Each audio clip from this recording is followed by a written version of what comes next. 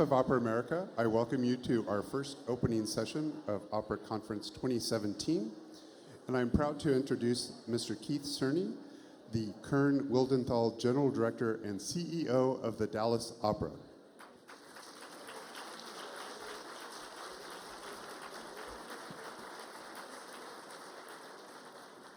Good morning, ladies and gentlemen. On behalf of everyone at the Dallas Opera, it is my honor and privilege to welcome you to Opera Conference 2017. We are delighted to host the conference for the first time in 30 years and are very grateful to Opera America for their excellent work in preparing for and executing this important event. The theme of this year's conference is Creating Collaborative Change, and in many ways, Dallas represents the perfect location for a discussion of this topic. The Dallas Arts District is based on the Sasaki Plan, which was adopted by the Dallas City Council in 1983. This district represents the largest urban concentration of performing arts spaces in the country and well over $1 billion in investment. In a short radius from this hotel, there are 3 disparate performing halls, 3 exceptional museums, an innovative urban park built over a freeway, an outstanding symphony, artistically significant dance and theater companies, a nationally ranked arts magnet school, and a first-class science museum.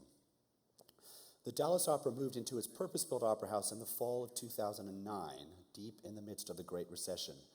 This company faced significant financial challenges which required immediate action.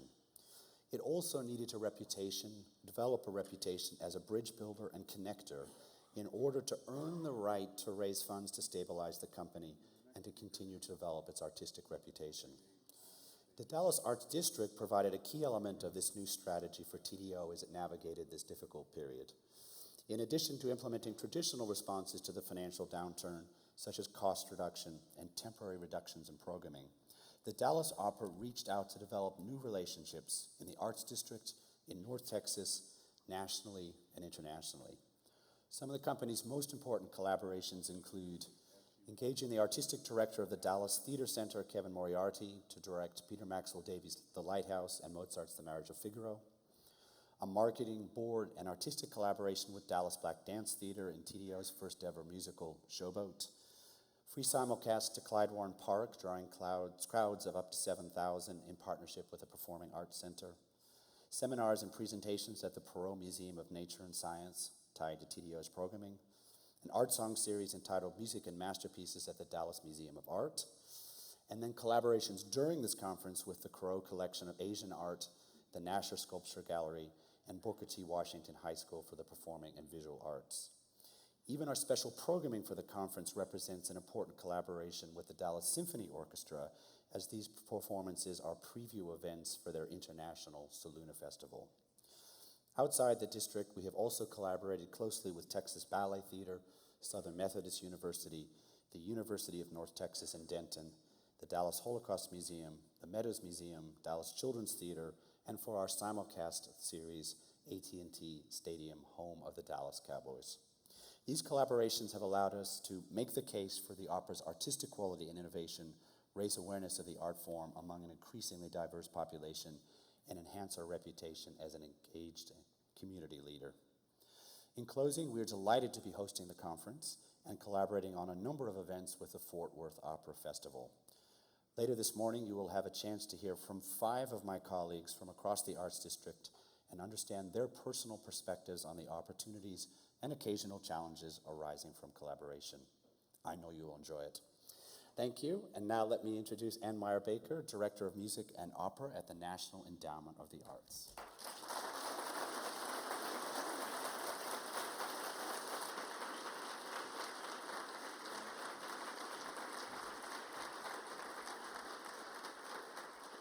Good morning and greetings from the National Endowment for the Arts.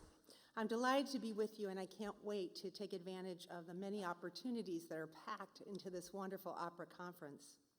The NEA specialist in opera, Georgiana Paul, and I look forward to connecting with you while we're here in Dallas, and we're eager to help you navigate your applications through the NEA grant process successfully, so please don't hesitate to seek us out. Last year, the NEA turned 50 years old, and I speak from experience when I say that no organization or individual turns 50 without getting through some twists and turns along the way.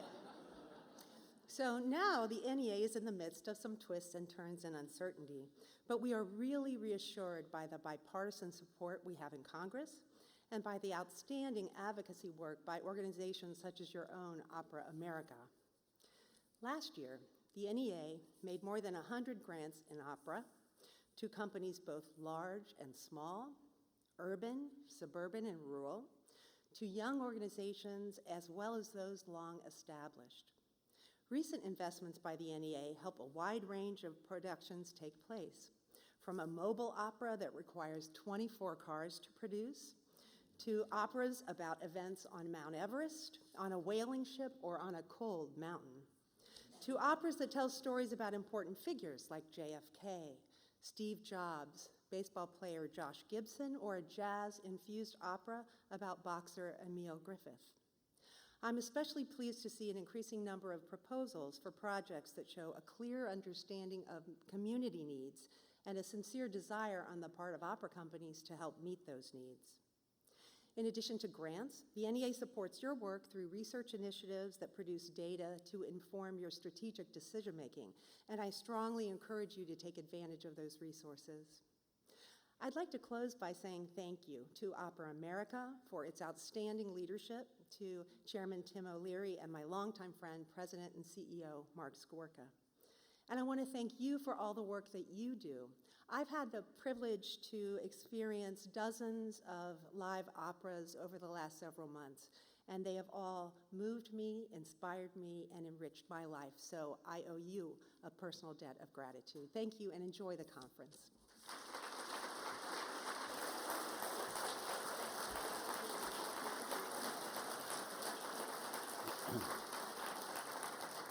Thank you very much, Ann. I would now like to introduce Rhonda Sweeney, Board President of Opera Volunteers International.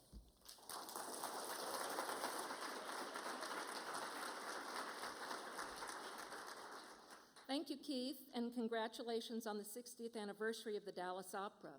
I'm Rhonda Sweeney, President of Opera Volunteers International and trustee with Houston Grand Opera, just down the road from here. I offer each of you a warm Texas welcome to my home state and Feliz Cinco de Mayo. Our board is excited to partner again with Opera America and with the Dallas Opera in this beautiful arts district. It was also a thrill to be in the Winspear Opera House last night, my first time. In 2013 at the Vancouver conference, I sat next to a young composer at lunch from the West Coast. When I mentioned I was from Houston, she said she was surprised to learn that there were so many opera companies in Texas. I asked her what she found surprising about it, and she couldn't really put her finger on what was surprising, or perhaps didn't want to say what she was thinking. But I told her opera is alive and well here in the great state of Texas. Volunteering is alive and well here too in Texas and across North America. Last year in Montreal, we looked at different ways volunteers assist with one very important aspect of opera, fundraising. And this year, we're examining another key element of opera, singers. Our volunteer track panel discussion features 3 vocal competitions, Shreveport, Dallas's own, and the Met's National Council, and a singer who has competed at all 3, winning the Dallas Opera Guild's 2014 vocal competition, and who performed last night in Arjuna's Dilemma. I'm pleased that the Dallas Opera Guild co-presidents, Jana and Mac Irwin, will join us on our panel discussion, along with OVI member Shreveport Opera, headed by Steve Aiken. OVI is at its core an organization that creates positive change for our members through collaboration.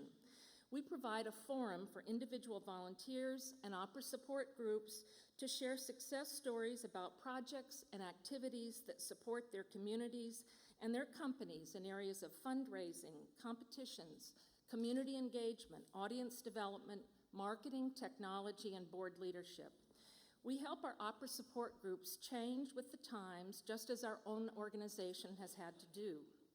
For many years, OVI held silent auctions at our conferences to raise money for our matching grants program. In fact, this year we awarded $10,000 to 10 groups supporting a variety of volunteer-related activities, bringing the total awarded since 1986 to nearly $120,000. In an effort to step up our game, we are holding our first ever online auction this entire month and invite all attendees, in fact, all of your friends, to check it out online at ovi.afrogs.org. And you'll see that sign at our table in the exhibit hall. We have some wonderful trips, opera tickets, dinners, and hotel stays, so bid high and bid often all month. All proceeds will benefit our matching grants program. Through your successful bids, OVI will ensure the continued relevance, reach, and future of opera through volunteer service. Volunteers working collaboratively with companies, educational organizations, and community groups to advance the value of opera in our lives and spread the joy of opera to all. Many thanks to the local volunteers here in Big D for assisting with this conference, and to all the volunteers in your companies back home, whether working in the office, on your boards as trustees or directors, or guild members who provide much needed support in so many ways. This is my fourth and final conference as OVI president, and it has been an honor and pleasure to partner with our professional colleagues each year. I'd like to offer a special thanks to Marc Scorca for welcoming us to each conference, and to OVI Marketing Vice President Sheila McNeil from Opera Omaha Guild and Opera America's Leah Bartow for their collaboration these past 4 years. I wish all of you an outstanding conference experience and look forward to meeting as many of you as possible. Please stop by our OVI table to learn more about us. We will share what we learn here with our wider membership and continue the conversation in the fall at our Tucson meeting, and invite all of your volunteers to join us there. Thank you all very much.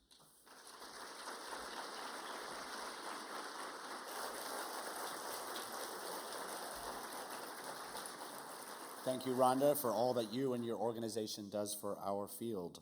Lastly, I would like to introduce Timothy O'Leary, General Director of Opera Theater of St. Louis and Board Chairman of Opera America.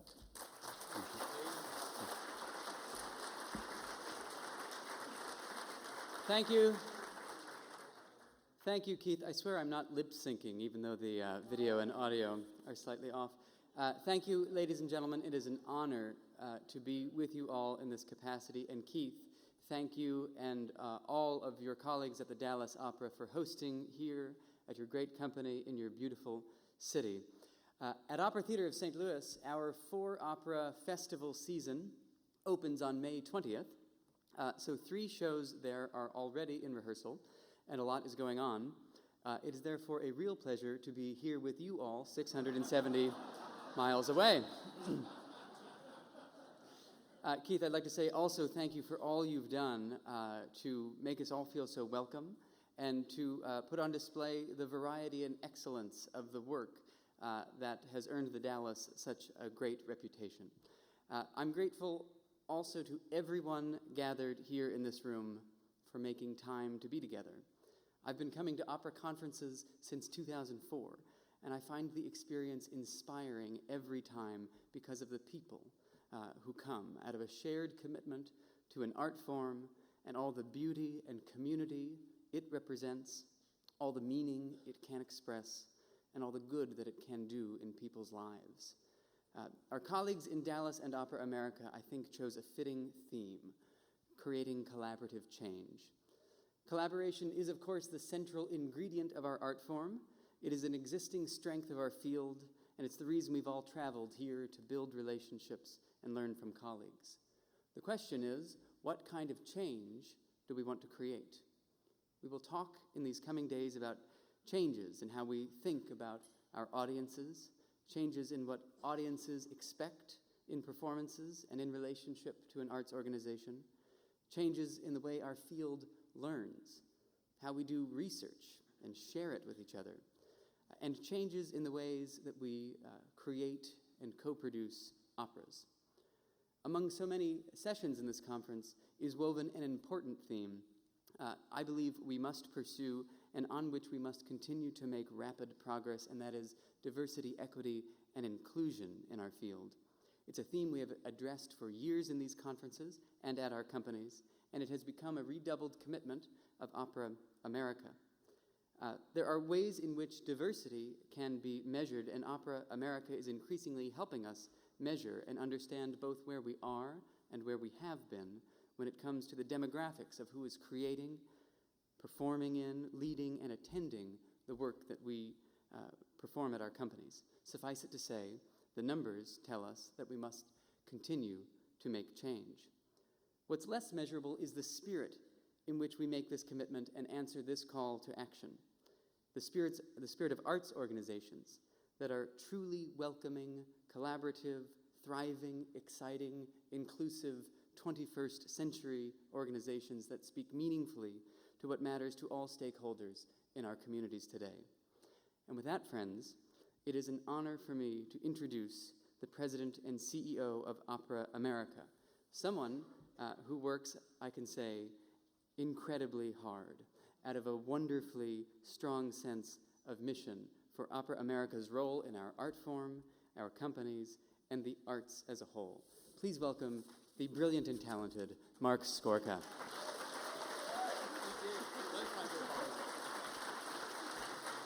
Oh, thank you. Thank you so much, ladies and gentlemen. Good morning. Thank you. Thank you. Thank you, Tim, for that hyperbolic introduction, but I will replay it on YouTube. When I began as a member of the Board of Opera America in 1988, the will of general directors reigned supreme. They selected works that appealed to them from a nearly closed 19th century canon. Danny Newman's disdain for the fickle single-ticket buyer was shared by all. And local opera lovers had little choice but to subscribe. Most companies functioned in regional monopolies without competition from indie opera companies, university productions, YouTube, DVDs, or HD transmissions. Without email or social media, renewing or canceling subscriptions was the only audience option for self-expression. And times have changed. Customers have flexed their muscles, and not just at opera companies. Their retail preferences are threatening Sears, Macy's, and other historic retailers. They've almost eliminated travel agencies and bookstores. They've even closed the Ringling Brothers Circus. They resist subscriptions and buy tickets to what they want to see at the last minute. Our programming choices and marketing strategies now are designed around the will of our audience. Artists, too, have a much greater voice. They're expanding the definition of the art form through their choices of subject, scale, and style of composition.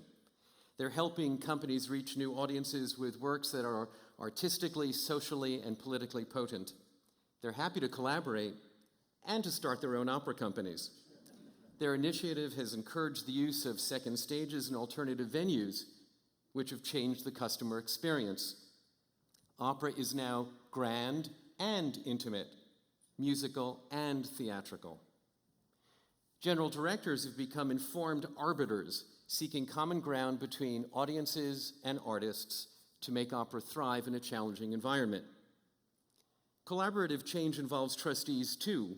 Their instinct for preservation has had to evolve into an appetite for discovery. We'll spend the next few days looking at the world through the lens of opera company staff and volunteer leaders. This session is devoted to audiences and artists. Arts agencies and private funders recently have invested heavily in audience research. The NEA's Survey of Public Participation in the Arts is the nation's largest survey of adult participation in arts activities. Their last report was published in 2015 and is available on the NEA website. It documents the decline in frequency of attendance, The average number of attendances per attendee across the arts has decreased from 6.1 to 4.8 in the years between reports. This has resulted in a total decrease in the number of arts attendances of over 100 million annually. The research firm LaPlaca Cohn issues a periodic report that's called Culture Track. The 2014 survey studied 4,000 respondents in all 50 states. Their summary is succinct. Audiences are overstimulated, hyperconnected, overcommitted, cynical, and self-focused. Sounds like family members. The study found that audiences are attending a wider variety of activities, but frequency of attendance is down. Those who attend 1 to 2 events each month are up from 42 to 54% of the respondents. Those who attend 3 or more events each month, it's down from 31% to 15% of respondents. The report stated that now only 1 in 10 performing arts attendees has a subscription. Opera America member research agrees with this. Many companies are achieving record numbers of first-time attenders, even as total ticket sales decline. The reason is decreased frequency of attendance. One large company reported that it needs 6 single ticket buyers to make up for 1 lost subscriber. Churn is high too. A report from the Pittsburgh Cultural Trust conducted by Elliott Marketing Group shows that the average arts organization in Pittsburgh reactivates only 16% of the first-time attenders within 12 months of the first attendance. Over 7 years, the average organization reactivated only 46% of the attendees in that same cohort. Only 9% of the original cohort became customers making 3 or more purchases. Decreasing frequency of attendance seems to be a greater challenge to us than recruiting new audiences. So what stands in the way of frequency and reactivation? The NEA also issued the General Social Survey in 2015. It studied not only why and with whom U.S. adults attended the visual and performing arts, but also why individuals did not attend. Socializing with friends and family emerged as the most common motivation for attending the arts. Roughly 3 out of 4 adults cited this reason. The LaPlaca-Cohen study asked why audiences make cultural events a part of their lives. Entertainment and enjoyment was at the top with 93% responding, time with family and friends at 83%, third on the list with only 71% experiencing the high quality of the performance. The Wallace Foundation has invested $52 million over 6 years as part of its Building Audiences for Sustainability effort. The research report, Building Millennial Audiences, tells us, for some events, millennials want to attend with a whole group of friends, not just one. It continues, millennials are willing to spend more freely for rock concerts or other special events they know they will enjoy. They will not spend as much for an event they're not sure about.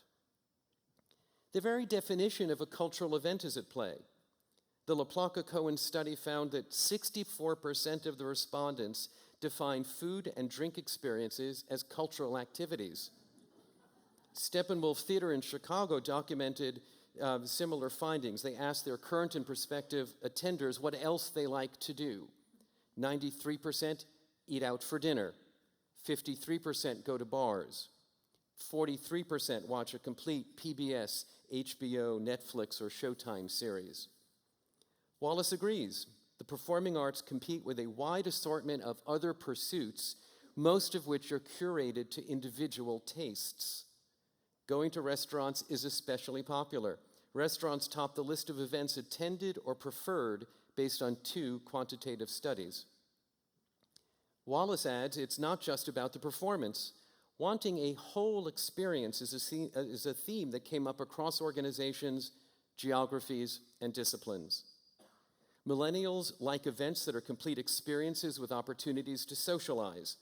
Being in the right space sets the stage for a good time. Buzzworthy events let millennials leverage the experience both on and offline, which increases the value perception. Some millennials prefer events that are buzzworthy or that communicate something about themselves to their followers, events that are unique or different with access to performers in unusual and interesting venues. Now, don't despair. We're not alone in this difficult position with audiences, especially younger audiences. Movie theaters, retail malls, baseball teams, and museums share our challenges. In the periodically Subway newspaper AM New York, Yvonne Pereira wrote, if you're anything like most people these days, you probably are not too willing to regularly give up watching movies at home for a trip to a multiplex. It's easier than ever to build your own private screening facility right in your own living room, and hey, snacks are cheap. Enter a new breed of movie theaters that offer high-end dining opportunities, often with waiter service during showings themselves. The new iPic Theaters at South Street Seaport is the latest to offer this luxe experience, complete with seating pods with reclining seats and a shared table for fine-crafted foods, as well as a large selection of beer. The CEO says, "We've given all the comforts you could possibly have at home in a shared environment." Again, in AM New York, an article on commercial trends said as online shopping increases, brick-and-mortar retailers are looking to give shoppers reasons to be out and about. Food halls are the rage. Real estate developers are transforming underutilized space with hip food halls. Our friend Philip Kennicott wrote in the Washington Post, quoting Elizabeth Merritt, who's the head of the Center for the Future of Museums, "Does it make sense to charge $25 for admission if your audience is increasingly made up of frenetic work-life blenders who may only want to visit for an hour? Many museums are only now catching up with the need to have more flexible hours, opening earlier or staying open later to attract audiences." And finally, in Metro New York, Ava Kiss writes, "The new Yankee Stadium is a giant step into the 21st century. This season, the ballpark will offer 200,000 more tickets for $15 or less. A pinstripe pass for $15 grants you general admission and one drink. The biggest change has turned one of the least popular areas of the stadium into a hot new hangout. Obstructed bleacher seats have been replaced with 2 terraces that look into the bullpens with a full bar and menu and food menu, rail drinks, and outlets. This opens an hour and a half before the game begins. Everyone shares our challenges, and these highlights are meant to increase our awareness of what audiences are thinking and how they're behaving.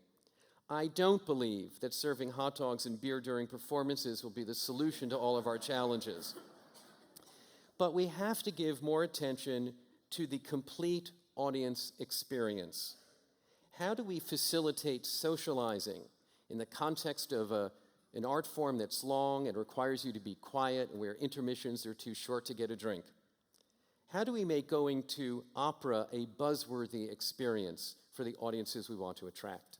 These are the questions I hope we'll think about to address the audience. Now, I was lucky over the past few months to observe 2 conversations among artists that helped me understand the creative process and how we can help nurture it. One was at the Mellon Foundation and one at Opera America's New Works Forum. Including artists at the center of our conversation has become a core commitment that I bring to this conference this year. It reminds me, too, of an Opera Philadelphia board retreat last fall. Their artistic advisor, Christy Edmonds, head of the Center for Arts Participation at UCLA, explained that she tries to make sure there's an artist in every row at her performances.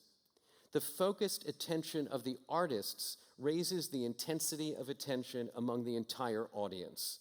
An artist in a row is another refrain that has become a mantra, and all of you will notice that there is an artist at every table in this room today. So our keynote presentation this year brings 8 outstanding artists to the stage. They are shaping opera today and guiding it into the future. I've asked each of them to prepare a statement of not more than 272 words, which is the length of the Gettysburg Address, to describe a big idea or a vision for the future of opera. So please welcome to the stage Mark Campbell, Jay Kegi, Elaine McCarthy, Nicole Paimon, Kamala Sankaram, Jean Shear, Yuval Sharon, and Lydia Yankovskaya. Please come on up and welcome.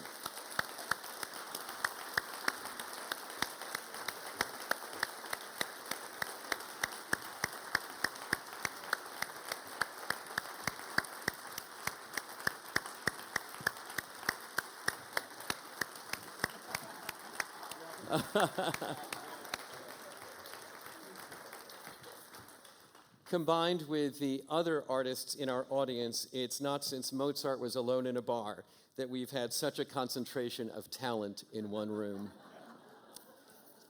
The order is prescribed. We're going to start with Jake. Please stand up, take a microphone, and share your statement with us. Good morning. So, here's what I know. Without an audience, we will all starve to death, spiritually and culturally. Here's something else. This isn't new. This is why we've always sought innovation, fresh voices, perspectives, stories, and venues to astonish, attract, and amaze an audience anew. The winding, historical road of opera we walk is paved with the beautiful, sacred bones of tens of thousands of once new works, ideas, creators, administrators, singers, theaters, etc. Gone, but still vibrating in our DNA. Opera isn't performed the way it was 300 years ago, and we have no idea how it will be done 100 years hence. Otherwise, where's the surprise? Aren't we fighting predictability? The essentials seem constant. Great voices, compelling, emotionally big human journeys, music, a place, an audience. Beyond that, who knows? Risk-taking leads to next steps, and we're doing that. Opera isn't immortal. It must be nurtured, protected, watered, and fed by people. So in a country at war with the arts, we must all be warriors. And here is our most urgent charge. Get the arts back into core school curricula now.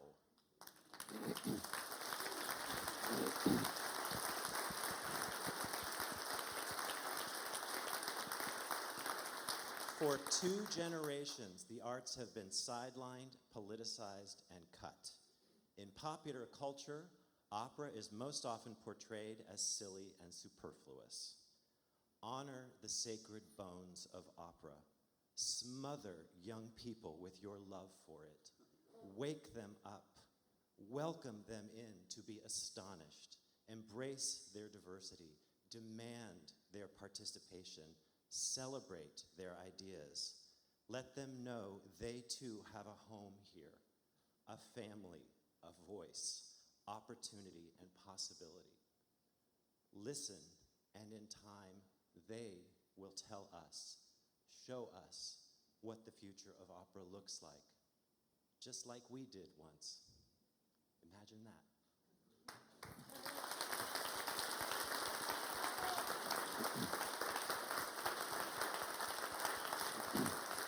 Nico? Why do I have to follow that? 7 years ago, I founded Opera Parallel, an opera company that focused on contemporary music.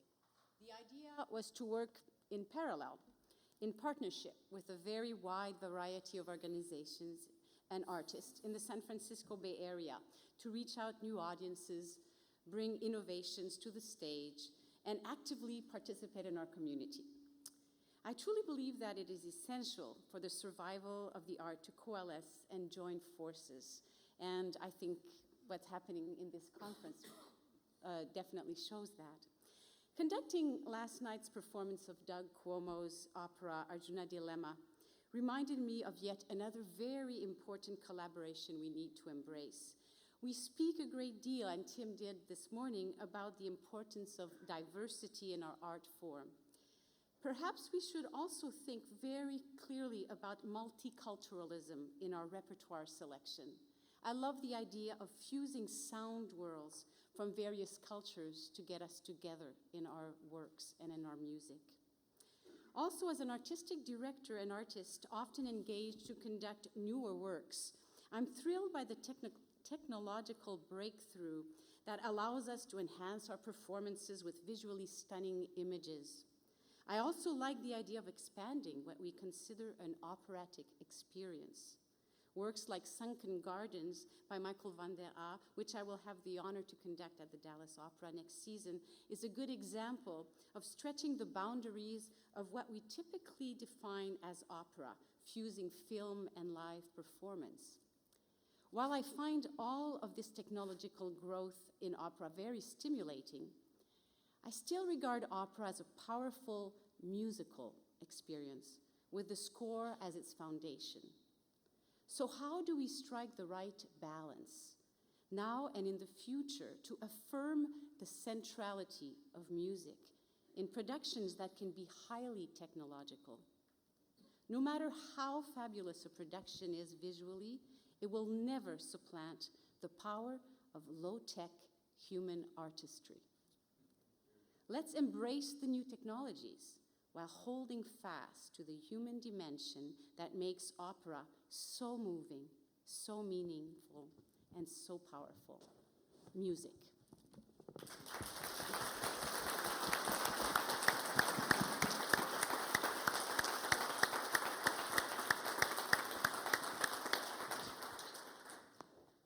Good morning.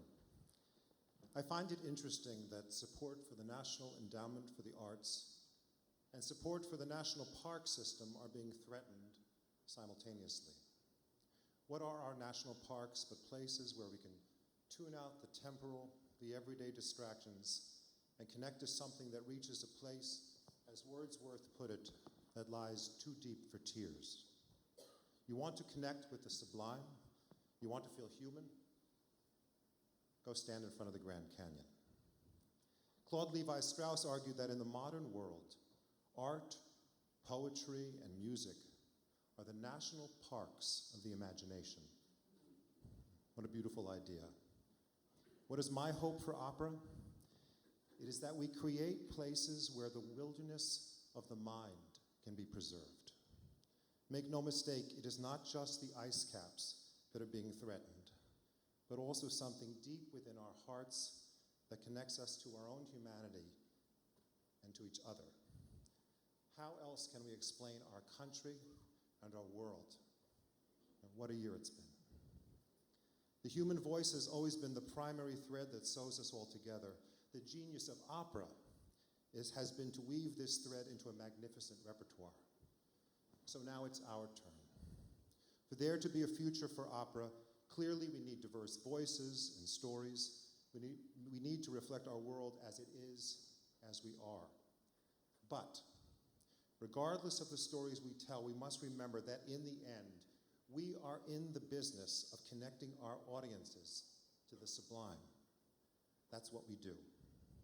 So in the operas that I want to hear in the future, glorious vocal writing will be at the center of the experience, because it is the individual voice lifted in song that is the plumb line that reaches beyond the didactic, beyond the surface of things, to the deepest well of meaning. So what do I hope for?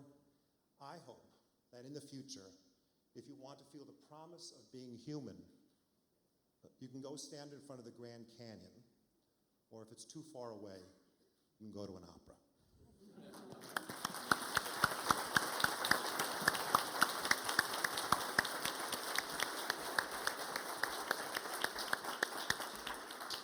You all are like really so eloquent, and I'm terrified to speak right now. So Marc asked us to prepare basically the I want, the I wish song that a young ingenue sings in a first quarter of a musical.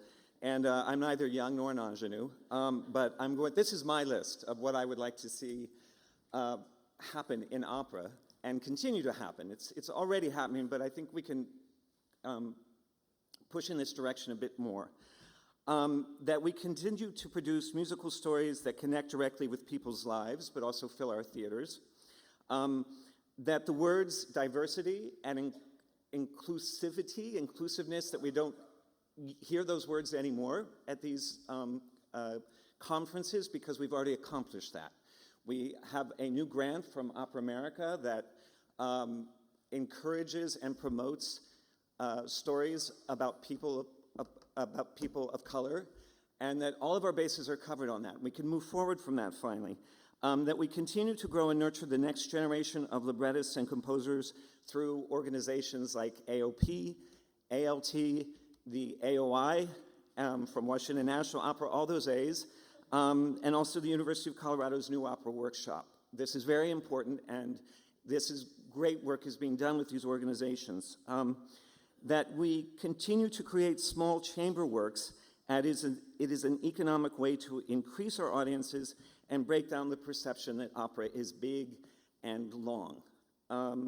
That opera companies continue to be a part of their communities, not apart from their communities. A great example of this is this past year, Opera Orlando, after the horrible incident at the shooting at the Pulse nightclub in Orlando, they organized a concert called One Voice Orlando, and it was a tremendous way to help the community heal. It also raised money for a number of organizations. That sort of thing has to happen more. I mean, not the shooting at the Pulse nightclub, of course. This is a really silly idea, but since I'm an ingenue, I can say this. That a national opera company is formed which performs American work. We have a number of great American operas, and they keep happening. I would love to see a national repertory company devoted entirely to American work. And this is, and this is, I have two more wishes. I think I have time. This first wish is dedicated to my friend and colleague, Bill Hoffman, who passed away last week. And that is that we start to recognize the importance of the librettist and libretto in the creation of new operas. Now, this is a selfish thing, of course, but I think Jean will back me up, and I know Stephanie and a number of people here. And I think together we can end the scourge of librettist abuse in this country in our lifetime. I really think we have a chance. Finally, this is one thing I want to mention is that I'm very fortunate this year. I have 6 premieres. I don't know how this happened, and it's killing me, but I'm also thrilled. At the same time, what I hope 20 or 30 or 50 or 100 years from now is that the composers and librettists that follow us, the artists that follow us, get to work with the people that I've been able to work with this past year, going into the next year, for these premieres. And these include Carleen Graham, Patrick Summers, Perrin Lynch, let me see, I'm gonna forget someone, so I have to look at my list.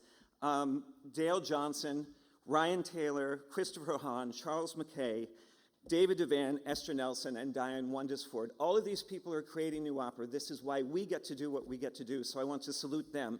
And I do hope that there will be a structure in place to keep these people, these kinds of people, this kind of leadership going.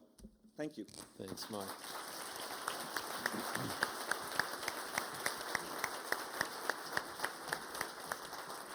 Hi, everyone.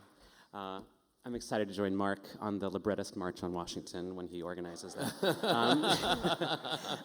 When Mark asked us to come up with a vision statement for opera, I couldn't help but think about an event that happened last year at conference where one of our esteemed colleagues gave a speech about his experience as a general director, and on multiple occasions he introduced an idea with the following qualifier: because opera is a dying art form, my work has been to do X, Y, and Z. And he said that a few times, and linguistically, he kind of presents that idea of opera as a dying art form as a kind of a given, as something that we all already accept and believe, basically saying, since we all know opera is a dying art form, is what's implied. Now, the room was very respectful and silent, and I stood at the back, and I really desperately wanted to boo and wanted to say something, but just the day before I was voted onto the Opera America board, and I thought I shouldn't jeopardize that standing with only 1 day tenure.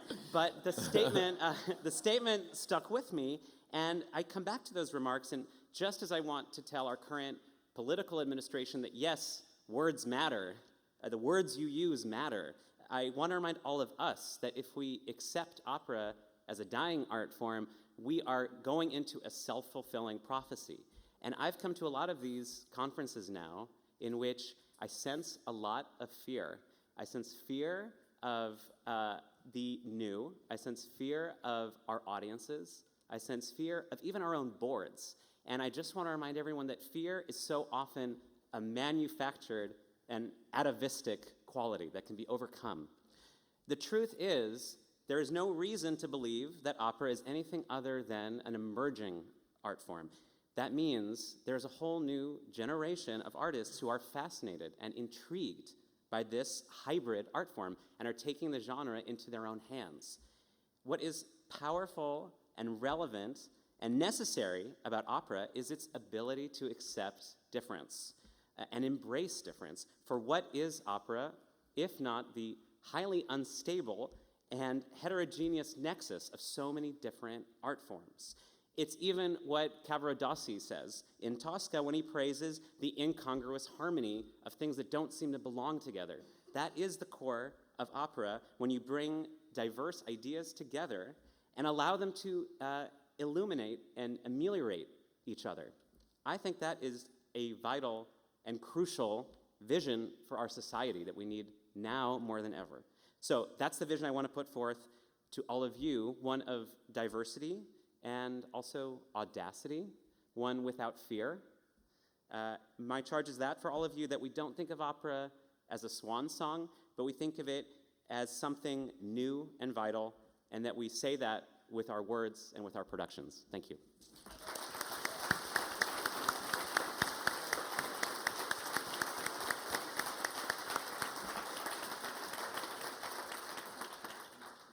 Hi, I'm Elaine McCarthy. I'm a projection designer. I need to preface what I'm about to say and let you know that information. When I entered the theater profession nearly 25 years ago, I recall being confronted with a repeated question, but isn't theater a dying art? What a coincidence. Having always loved the art and craft of a good story told well, I found the prospect of theater's death ridiculous, but I understood what prompted this belief. I had spent the previous 3 years working in the secretarial staff at the MIT Media Lab, being exposed to the exploration of combining arts and technology in the early days of the internet. Like some science fiction story of robots taking over mankind, the question was rooted in the suspicion that the new technologies would replace our human instinct to gather around the fire and share stories. As a means of getting attention, I work with equipment that can always win. A 40,000 ANSI lumen projector blasting onto stage can upstage even the most gifted of singers. I'm sure there's a more scientific explanation for this phenomena, but I think of it as the sports bar effect. No matter how engaging the conversation, the human eye will always wander to the colorful moving picture on the television over the bar. Our job as artists working with these powerful tools is to make sure that we never justify doing something simply because we can. Now, what does this have to do with opera? Opera companies, to me, are problem solvers and adventurers. The word operatic exists because of the voice of opera is larger than life. Opera is scaled to tell big stories. Love that conquers all or ends in tragedy. Mankind's struggle against nature's winning strength. You get the idea. Opera can tell these big stories. Our contemporary culture can handle these big stories. They hunger for them. Opera is the summer blockbuster of live theater. It can handle blowing things up. We can scale to technology, and we can scale technology to our stories. Opera can absorb the technologies of modernity and meet a young audience, ever more hungry to put down their digital devices. I have an 11-year-old, I'm watching this happen, and gather around that fire to connect with the communal experiences of a good story told well. Thank you.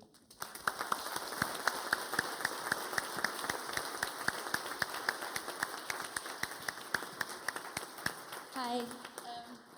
I wasn't sure what people were going to say before me, so I decided I would listen and then I would respond. And I think for my big idea for opera, I have first a small request for all of you before I explain what the big idea is, because it's not actually that big of an idea. It begins with, before you go into your meetings the rest of this week and are talking about budgets and building audiences, I would like you to take a moment to reconnect with why you joined the opera field in the first place. I feel that a lot of what happens in the opera conference is very overwhelming, and we get so caught up in how do we bring people in, how do we raise money, that we move away from what brought us here in the first place. And I think that reconnecting with that, first of all, is the most important thing that we can do to be effective ambassadors for this art form that we all love. So, to piggyback from that then, my big request, my big hope for the future of opera is that we fully embrace our roles as empathy creators. In our world right now, we are so disconnected with cell phones, with the internet.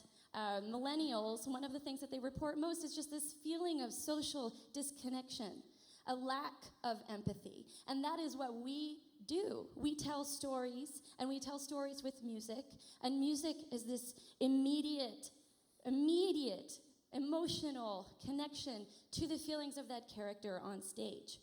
So, as our role then as empathy creators, the final big ask that I would have for all of you is to think about the stories we're telling, who are telling those stories, and how we can best serve those stories. And this, I think, is the best way to address all of these questions of diversity and inclusion.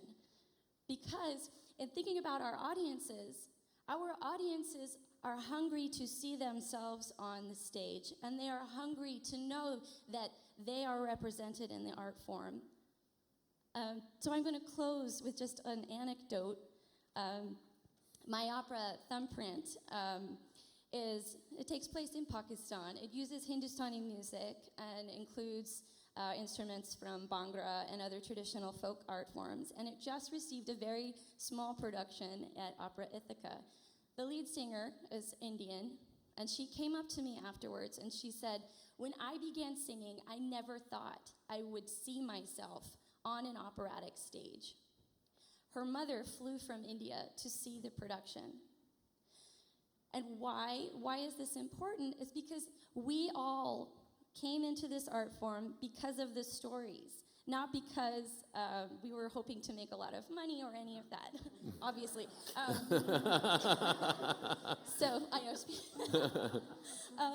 So I think that going forward, if we can really embrace our role as ambassadors, as empathy creators, and to hold on to that love of story, the love of music, the love of beautiful singing, I think that that is going to address all of the issues that we will be talking about for the rest of the conference. Thank you.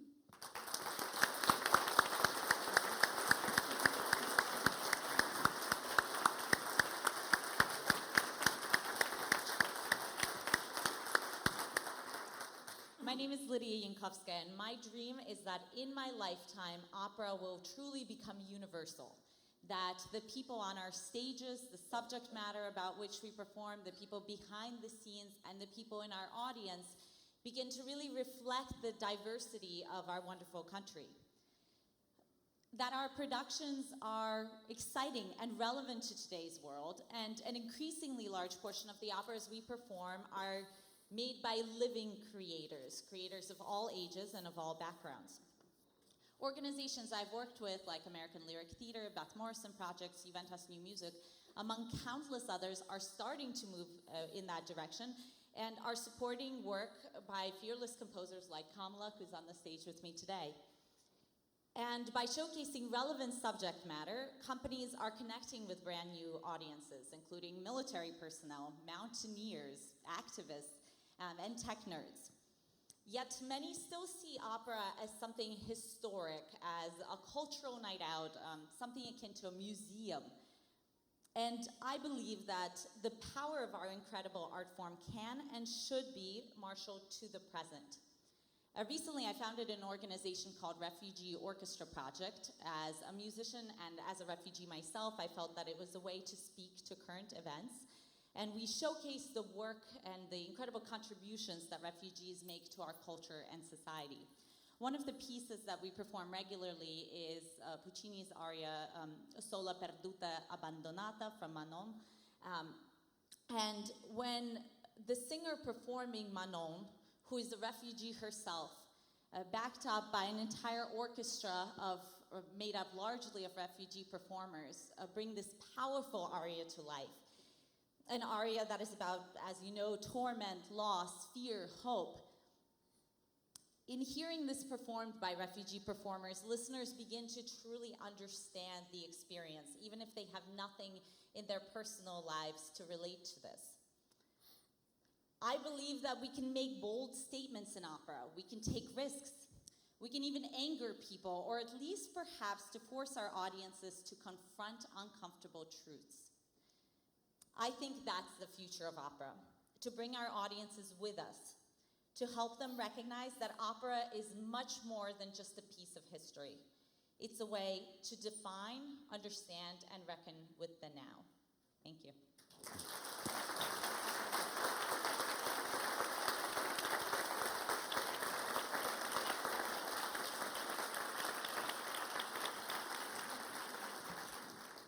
So many of the questions that were submitted in advance by you to talk about in our various roundtables ask questions like, how do we find new audiences? How do we engage our board? How do we excite new donors? Let me suggest that putting artists at the center of the conversation can help.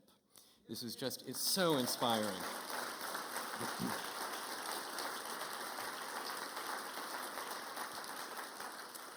Now, as I mentioned, there is an artist at every table in the room, and we certainly hope that you sitting around the tables will meet them. But you'll notice also that there are Sharpies and colored cards in the center of the tables.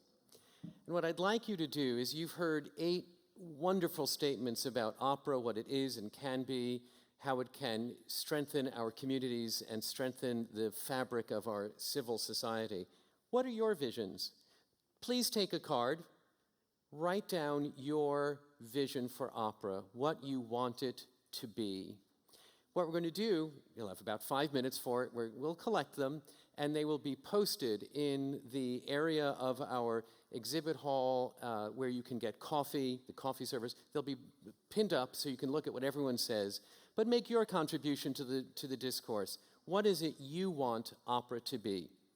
Take a pen, take a card, and please introduce yourselves to the artist at your table. Take 5 minutes. That was wonderful.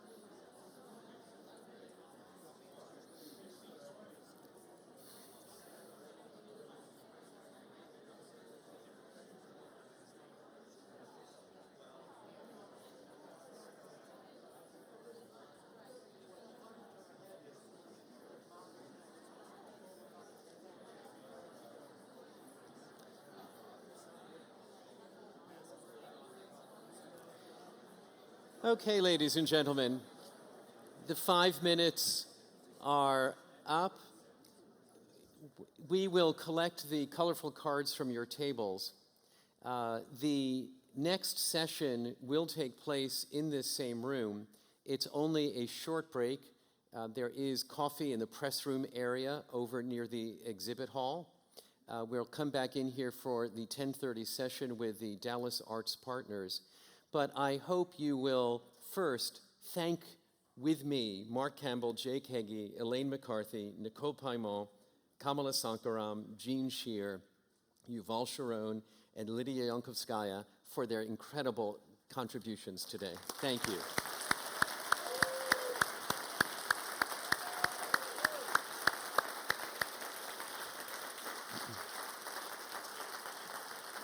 I hope you will enjoy the conference and approach it with the optimism and energy that we've started out this morning. Have a good conference, and I'll see you in just a few minutes back in this room. Thank you.